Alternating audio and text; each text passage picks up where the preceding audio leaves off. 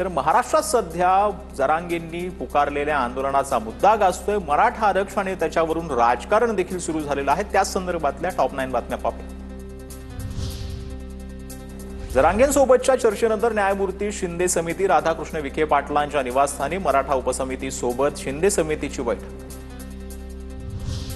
संपूर्ण प्रक्रिया पूर्ण करण्यासाठी आम्हाला वेळ द्या, शिंदे समितीची जरांगेंना विनंती। मागासवर्गीय आयोगासाठी 2 महिन्यांची मुदत मिळेल, बाकी मागण्यांसाठी वेळ मिळणार नाही, जरांगेंकडून स्पष्ट। शिंदे समिती आणि जरांगेंमधील चर्चा निष्फळ।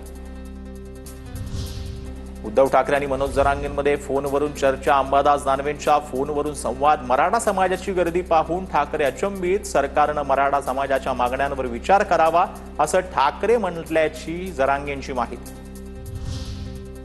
मराठवाड्यातील सर्व मराठा समाज कुणबीच, यावर तडजोड नाही, मराठवाड्यातल्या मराठा सरसकट कुणबी असल्याचे आदेश द्या, जरांगेंची शिंदे समितीकडे मागणी।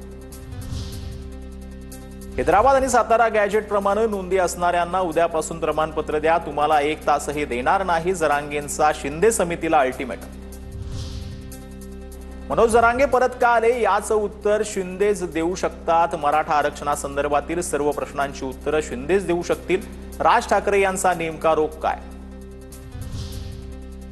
शिंदेंनी आंदोलकांना बोलावलं असं कुणीही बोलू नये, कुणीही महायुतीमध्ये मिठाचा खडा टाकण्याचा प्रयत्न करू नये, राज ठाकरेंच्या प्रश्नावर भरत गोगावलेंची प्रतिक्रिया।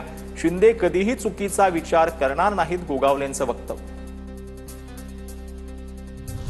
राज ठाकरेंनी खूप विचारपूर्वक वक्तव्य केलंय, आरक्षण दिल्याशिवाय राहणार नाही असं शिंदे यांनी म्हटलं होतं। त्यावेळी एकनाथ शिंदेंनी जल्लोष केला, श्रेय घेतलं, सचिन अहिर यांची प्रतिक्रिया। सरकारमध्ये 3 गट, फडणवीसांना अडचणीत आणण्यासाठी एकनाथ शिंदेंकडून आंदोलकांना मदत, खासदार संजय राऊतांचा दावा।